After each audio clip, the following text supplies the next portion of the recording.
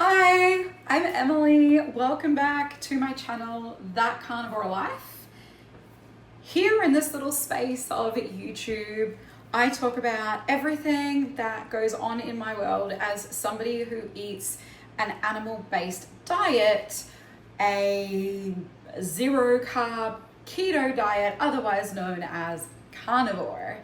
Today, I'm talking about why I'm going back to the basics of carnivore and why you should as well. So, what are the basics of carnivore? Well, I'll get more to that later in the video as to what it looks like.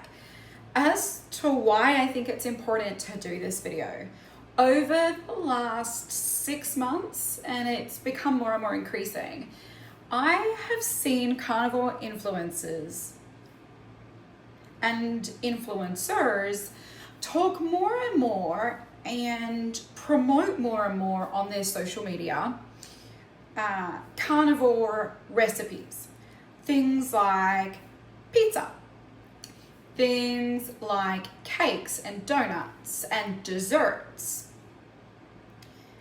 Do I think there is anything wrong with those things? No. They are worlds, miles apart from their traditional counterparts. The problem with them comes when you have somebody who is trying to heal.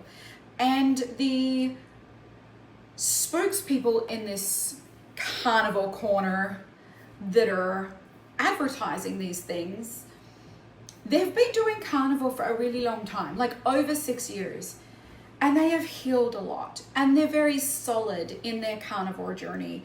And what they're doing is actually very helpful for a large volume of people on their carnivore journey. But it's not helpful for me, and it may not be helpful for you or someone you know. And so this episode is talking about why. And then once I talk about the why, I'll talk more about what a carnivore diet is meant to look like for somebody who needs healing. Now, healing can be, they just want to lose a little bit of excess weight. Like, look at me, okay? I have some excess weight, excess fat that I need to lose. Now, there are some people who only want to lose excess fat. They don't have any other health conditions. Well, I beg to differ on that, but they may not have any other health conditions that are causing them issues that bother them, and so it's not recognized. Then there are people who don't actually need to lose excess fat. Maybe they actually want to put on healthy weight, like, gain muscle, things like that that's healthy. Maybe there's some out there who don't need to lose or gain any fat, but have other health issues going on. These are the kinds of people that I am talking about who I recommend should go back to the basics. And if you don't know who Michaela Peterson is, she is a perfect example of sticking to the basics and not like trying all of these things like oopsie cake and creme brulee and ice cream, which, by the way, gotta love me some oopsie cake. I have it maybe once a year. There was a season where I was doing really well on carnivore, and I had it a little more often. In the space of 3 months, I probably had it 4 or 5 times. And you know what? That's okay for some people. But in my journey with where I'm at right now, my husband, with where he's at right now, not so much. So let's talk about why I'm going back to the basics. Here's the thing, okay? I did really well on carnivore. Like, I got down to, I think it was 155 pounds, okay? I was 8 months carnivore. I was going strong. I was really healthy. All of the negative medical effects, health effects that I had been experiencing had basically gone or improved to 90. So a lot had gone, a number had improved to 90%, and there was still 1 or 2 that I were figuring out, but were markedly improved. Yet, it wasn't the people online. It wasn't people that I didn't know, and it wasn't acquaintances that said the following, but it was close people, very close to me, who have permission to speak into my life. People who love me dearly and I love them. So I'm 8 months clean carnivore. I have not had a lick of fiber. My health has improved dramatically, though I hadn't had blood tests done. And these people said to me, this is really, I need you to hear me. I love you. This is really not good. You need to be eating fruits and veggies. You can't just eat meat. It's going to clog your arteries. I know you're feeling good, but like it's only a blood test that's going to tell you if you're healthy or not. And I said, well, right now I don't have the funds to get a test, but I plan on getting one. It'll probably be about early next year. And at this point it was October. So I was thinking like February, March. Now this was back in 2022 or 2023, can't remember the exact year, but I was doing well. It was 2022, and I was doing well, real well. Anyway, that has played on my mind since, and I share that to say, I let the well-meaning intentions of people who mean a lot to me. I say that to say I let the well-meaning intentions, the love of people who mean a lot to me and I to them, I let them get into my head and wear me down to the point that when I tripped up on carnivore, there was, I can have some mushrooms, I can have some cucumber, I can have some tomatoes, I can even have some potatoes. That's better than flour, it's better than pasta, it's better than bread.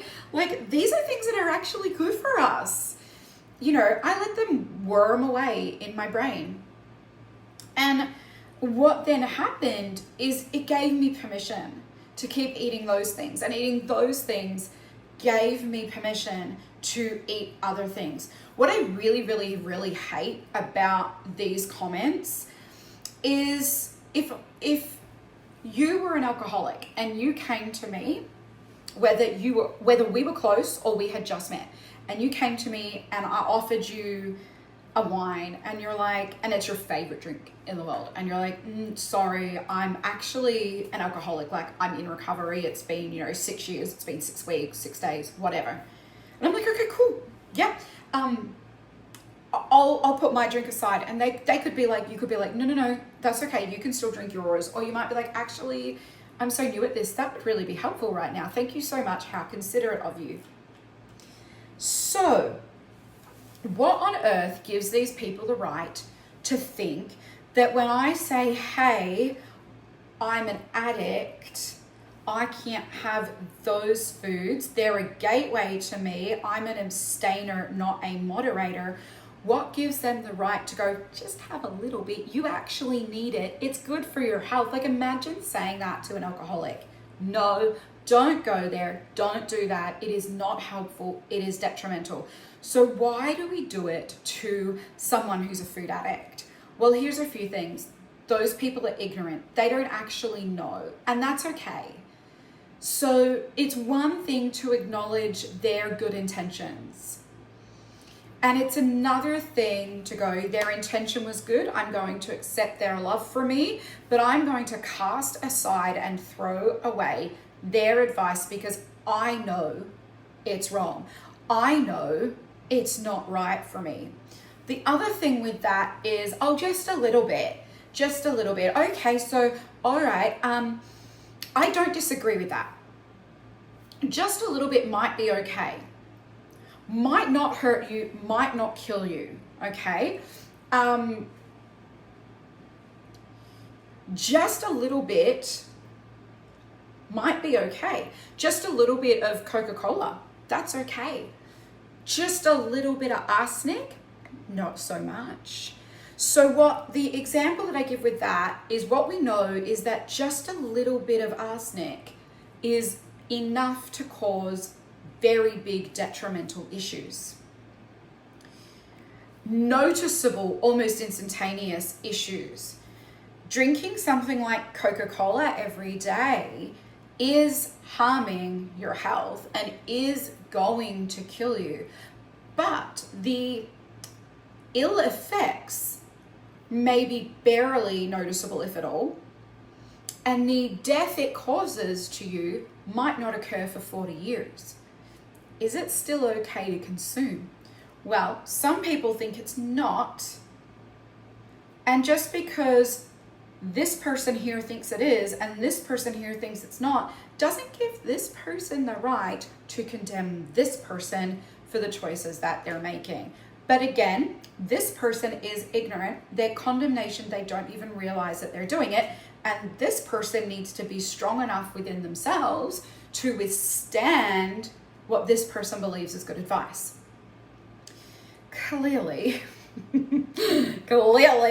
I was not strong enough, okay? Because when I had one or two little non-carnivore things, it ended up being 14 months worth of at least 50% of the time not eating clean carnivore and eating a very sad diet. And even some of those days were what everybody would call fine. I was moderating, I was having meat with veggies or meat with a salad. Like, it wasn't like I was eating chocolate every day, although I very easily could have. So back to my close friends, close people in my life saying these things. Now, mind you, it was only a couple. When I was in those conversations, again, it was around October and it was a number of people in a short period of time, I were not dealing with any of the health conditions I am about to list. There's maybe 2 or 3 of these that hadn't completely disappeared, but it had improved 90%. All of these issues I experienced of varying intensities, but most of them are over a 5 out of 10 in intensity before I went carnivore. Every single one of them I am now experiencing again, and they are a problem. There are 3 to 4 of them that I'm not experiencing, which by God's grace, I am so grateful to Him for.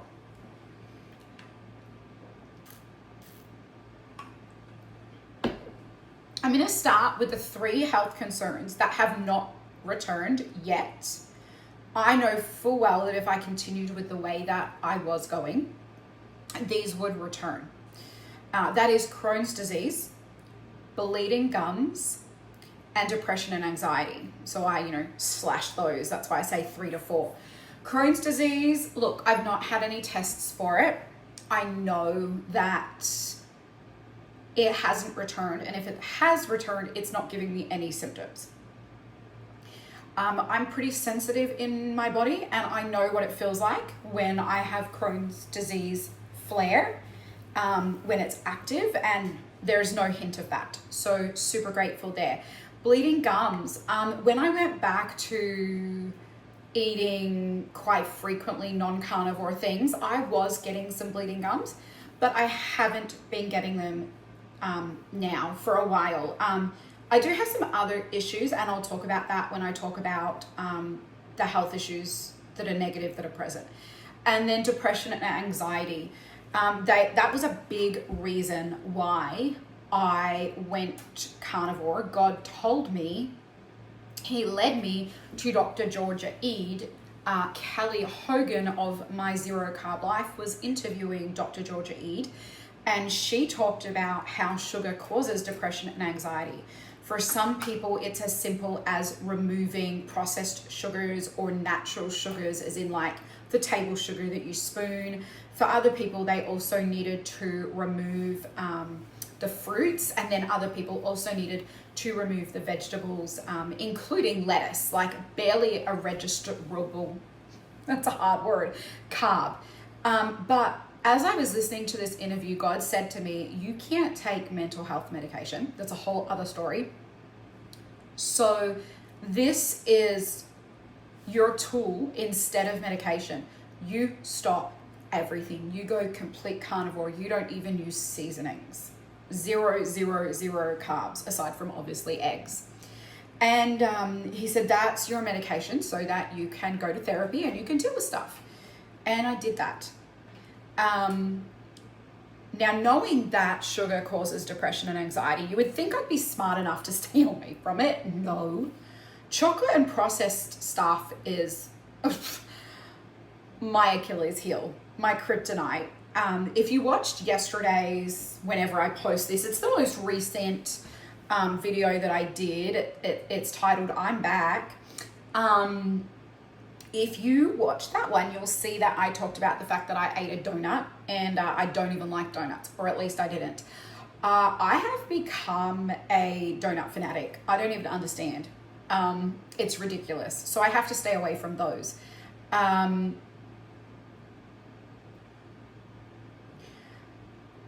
am shocked with how many processed carbs, let alone fruits and vegetables, that I have eaten over the last 14 months, and depression and anxiety has not returned.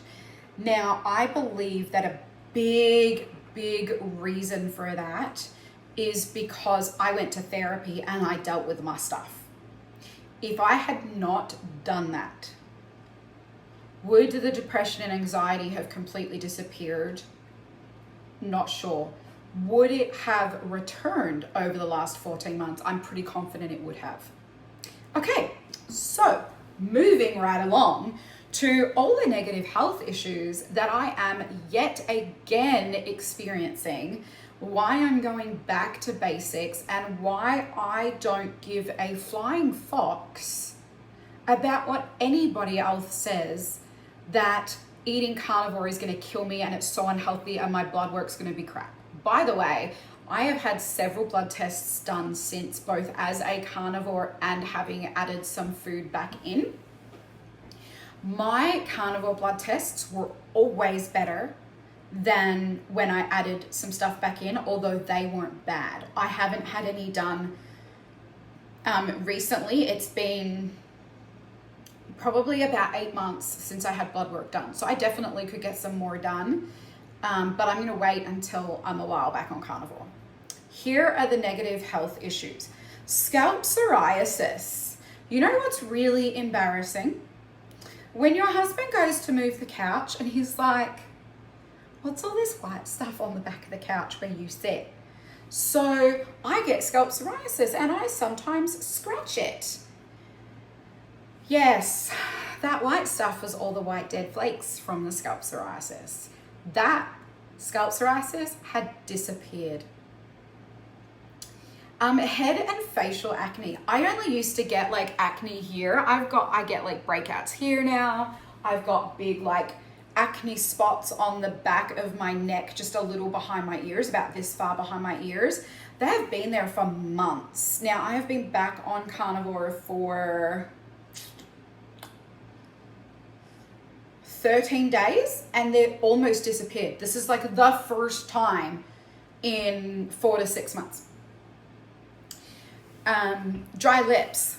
I don't know if you can tell right now, but especially here, I've had some very dry lips. Heartburn and GERD, known as gastroesophageal reflux disease.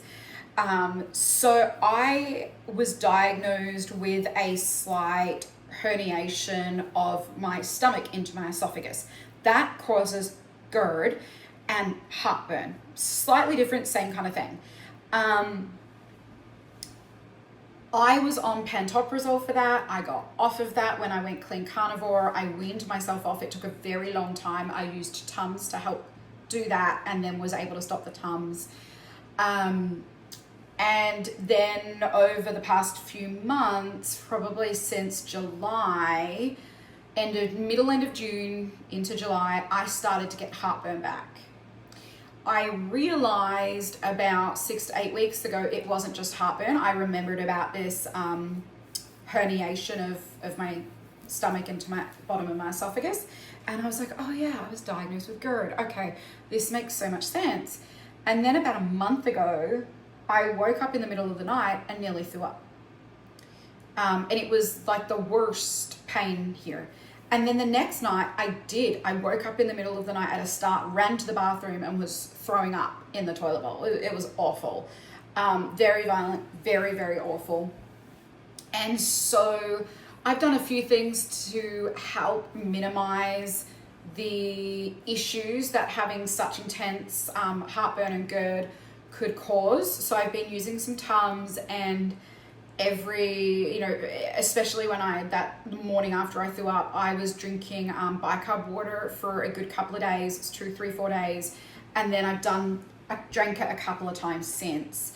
And that was just to help while I got back onto Carnivore. I'm still having heartburn on occasion.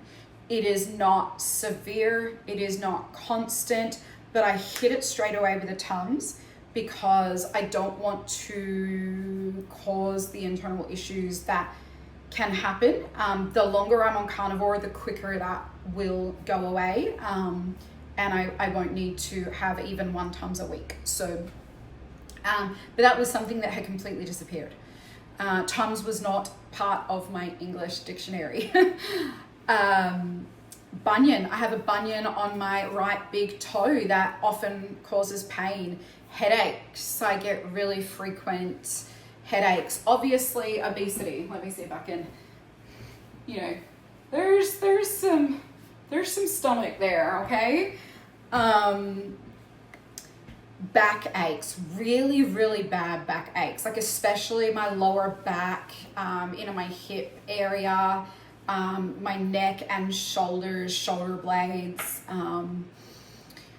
joint pain, muscle aches, my monthly cycle. So that had got to the point where it was a breeze, like what pain, what discomfort. The days, it was like 4 days. The flow was quite even. Pain has returned, although it isn't as severe as what I've previously had. The heaviness, the flow, it's increased quite dramatically. The number of days back to like a 7-day cycle.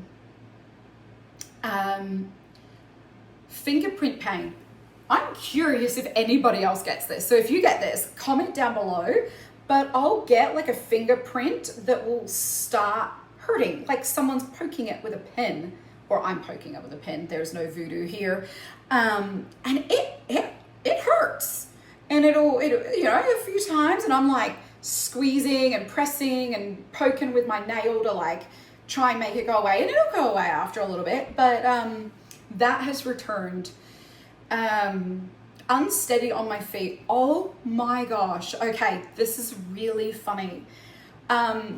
Last year, as my husband and I first started to be like, oh, try this, try that. Mind you, we were just dating then. We weren't married, and we started to have a few non-carnivore things. He would laugh at me so hard because I would have something and then I would be like drunk, like falling all over the place. It was quite hilarious.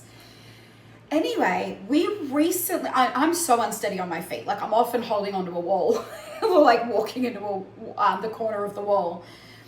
We found on Apple the other day in our iPhones, in the health app, you can go into more health data and it will show you how steady you are on your feet. So we looked at my steadiness from a year ago to now. I was reasonably steady before we went off Carnivore for about 12 to 14 months. Now I am not steady, so hopefully I get that back. Lack of motivation, oh my goodness. I feel so lazy, and it's not that I'm lazy. It's that I have low energy and brain fog, and I've lost all will to be motivated. I have things in my head that I want to do, but to get up and move and to do those things, no. I was not like that. I was walking, 2 to 3 hours a day, sometimes more. I was going swimming, I was going kayaking, I was running around after a 3-year-old and an infant, although you don't run around after the infant. Being a nanny, like I was coming home and cooking and, just doing all the carnivore things and talking to my husband on the phone for like 8 hours a day. Like I was doing all of it. I had motivation. I was recording all of these videos. Like you bet I was doing it. Food noise. Oh my gosh, this is a big one. My husband didn't realize how much this is an issue for me. And I think food noise affects a food addict more than it affects anybody else. So here's the thing. Someone might give us a Christmas gift, and it might be a little bag of homemade Christmas treats. About, you know, this big, quite small. And, you know, this is an example last year, Christmas last year. We had one each. One. Little one. Like half the size of an AirPods case. We sit down, we watch TV because it's late at night, and I'm thinking about walking into the kitchen and getting one. And I'm like, no, because like, you know, he'll tell me I don't need it, which is true, and I've given him permission to do that, you know, and then all night watching TV.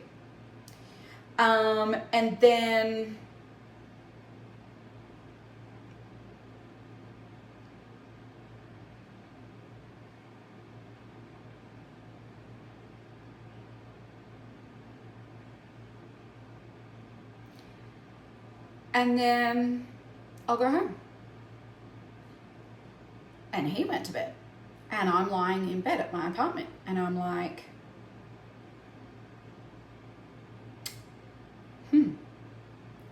candy. Now, I have a key to his house. I'm there all the time. And all I'm thinking about is going over there and getting some candy. Or how soon can I go over in the morning and get some candy? Like, to the point where I can't sleep.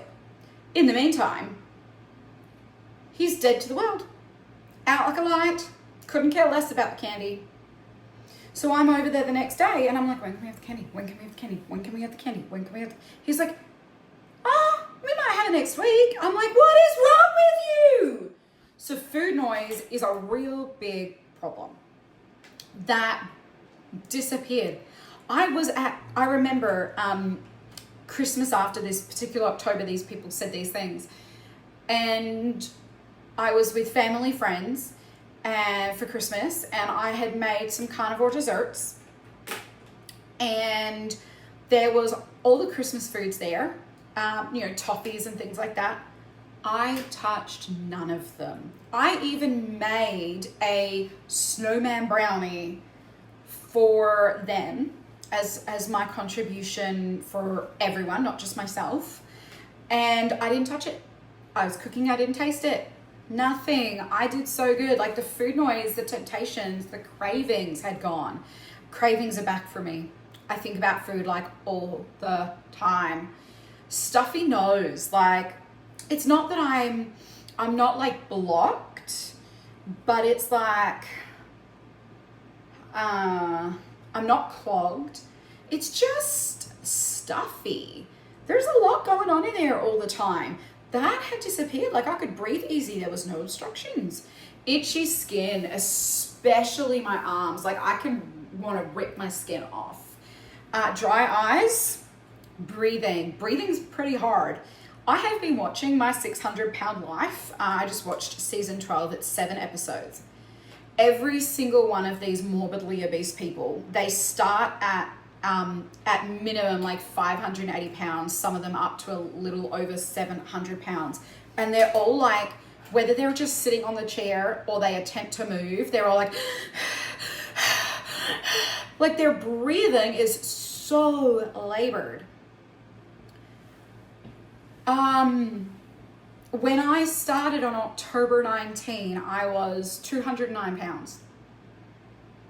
I'm not a tall person, I'm 5'2". I feel like I've been struggling with breathing. I can't imagine being 3 times my weight. Like, I don't know how they're not dead, honestly. So there's no way I would let myself get any heavier, and why I'm doing something about it. Difficulty bending. You know, when you've got, I carry a lot of my excess fat in my belly. And so, you know, bending over to put on shoes and stuff, there's only like so much that you can carry before like trying to bend. It's like closing a suitcase. You can only stuff it with so much until like you can't squish it closed anymore. Sensitive gums. So I was talking about the fact that the bleeding gums has not returned, but the sensitive gums have, and I have never had sensitive teeth gum issues before. So this is something new. Plaque on my teeth. So one of the things that's really cool when you eat carnivore is that your teeth are super, super silky. Well, if I have something that's non-carnivore, it can be mushrooms, it could be lettuce, you know, it could be a bite of apple, or it could be chocolate or a donut. Plaque, chalky, icky teeth. Eyes swallowed by my face. Like if you go onto my social media and you look at some of my photos from, you know, a year ago and from 2022, when I had really trimmed down on carnivore, you will see that my eyes are very open and very bright and present in my face. But right now, as I'm so bloated, my eyes are basically swallowed by my face. And then the other thing that I've noticed, and I'm pretty sure there's probably a couple of other things as well, but you know, this is quite the list already, is IBS, irritable bowel syndrome. Now that is not a condition. It is a group of symptoms that are because of a condition, but so many doctors have parroted it as a condition that it is now a diagnosis, and it should not be. It is simply a group of symptoms. So IBS are things like bloating, discomfort, pain. It can be, poop talk, but diarrhea, constipation, a lot of gas that you're, you know, passing out your backside. IBS also can include things like brain fog and confusion, you know, things like that. So when I eat carnivore, these things are not present. They disappear. Some of these go quite quickly within a couple of weeks. I'm 13 days in, 12 to 13 days in, so it shouldn't be long now before some of these start to drop off. Some of them take a little bit longer, like the psoriasis, the scalp psoriasis, that honestly took like, the first time, it took a good 3 months, maybe a little bit more. Obviously the obesity is going to take a lot of time. My cycle will take a lot of time to calm down as well, at least 3 cycles, 90 days. These are the reasons why I'm going back to carnivore. And I dare say that if you've made it this far in this video, there's some of you that are probably dealing with these things, or you are eating carnivore and you have dealt with these things, but you don't now. So here's the thing. These are why I'm going back to the basics and why you should too. So what are the basics? The basics of carnivore is you eat meat, okay?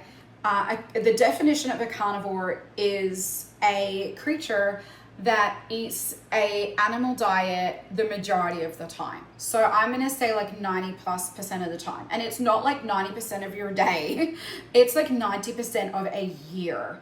And it's not that you take 10% and you eat non-carnivore that entire 10%. It's like throughout the year. So it could mean that throughout the year, the only thing that you ate that wasn't carnivore were 3 handfuls of raspberries throughout the summer. You know, that could be what it looks like. So meat, it's predominantly ruminant meat. So beef, lamb, bison, buffalo, venison. It's other animals as well. So the way that I like to say it is it's any animal, land, sea, or air, and it's eggs. If you are having health issues, don't worry about all these other carnivore influencers that are doing all of these recipes like pizzas and cakes and ice creams and breads and caramel sauce. Don't go near them. You need to heal. These people have healed, okay? You need to heal, so stick to the basics. If it's an animal, eat it. Land, sea, air, and its eggs. If you have histamine issues, you may need to go off egg whites for a while as they are high in histamines. So keep that in mind. And then the other thing that people will often have, butter. Butter's usually okay. If you're not tolerating butter well, go to ghee. And if you're not tolerating that well, just use tallow. Other people will have things like yellow mustard, making sure that it doesn't have things like sugar in it. I will occasionally have yellow mustard, but honestly, it's not like I crave it. It's not like I want it. It's not like I desire it. It's just sometimes it's like, oh, I'll change this up a little bit and have something a little bit different. I'm slightly bored. So I'll put like, I don't know, half a teaspoon on my plate or something. Seasonings. Depending on what you're dealing with, negative health-wise, and how much it is bothering you, you may need to eliminate seasonings. If I'm going to have a seasoning, it'll be smoked paprika or tahini. I used to have things like chili powder. Actually, when I first started Carnivore, I didn't have seasonings at all. I didn't have sauces at all. I would occasionally have yellow mustard. That was like the only sauce that I would have very, very, very rarely. When I went off Carnivore and then back on, I went off for a short period of time, maybe like 4 to 6 months, and then I went back on it, and I was on for the longest period that I've been on it. Towards the end of that time, I did start to add in some seasonings. They were things like chili powder, ginger powder, cumin. I love cumin powder. But what I discovered is that they would cause me to feel a bit, I can't really explain what the feeling was. Sometimes one of them gave me a heartburn kind of effect. Like it was just this really weird feeling, not quite sure, but I didn't feel good and I didn't feel well. I know that I do okay with smoked paprika. I know I do okay with tahini. I also have Wright's liquid smoke in mesquite and hickory. Neither of those contain sugar, and I seem to do okay with those. Other than that, I really don't have any seasoning other than, say, if I go to a barbecue restaurant when I'm out and it's what they've put on their meats. And it usually makes me feel a bit funky, but it's not like terrible, so I can get away with it if we're out. Much better than going and having some carb-loaded meal somewhere else. So I say that to say, go back to the basics. If it's an animal from land, sea, or air and it's eggs, eat it. Remove the egg whites, depending on how negatively impactful these health conditions are for you. Don't use seasonings. And bacon is usually okay in that too. I have so discovered. Dr. Kamberi talks about that. That's why he says beef, butter, bacon, eggs. They are the things that are usually acceptable. But as you can see by someone like Michaela Peterson, you may need to go even more basic, where she does beef, salt and water, or even beef and water for some people. So I am going to be launching some Carnivore small groups that we will do via Zoom. They will be 1 hour sessions that I will run weekly. You don't need to come to every weekly session. It's not like a mandatory thing. They'll just be once a week. They'll be on a set date, a set time, and you can show up. If that is something that you're interested in doing and supporting each other on this carnivore journey, please email me at emily@thatcarnivorelife.com. Thank you so much for joining me today. If you have any questions, comment in the comments down below and I'll answer those. You can also follow me over on Instagram or TikTok, both being @thatcarnivorelife. Bye. Have a great day.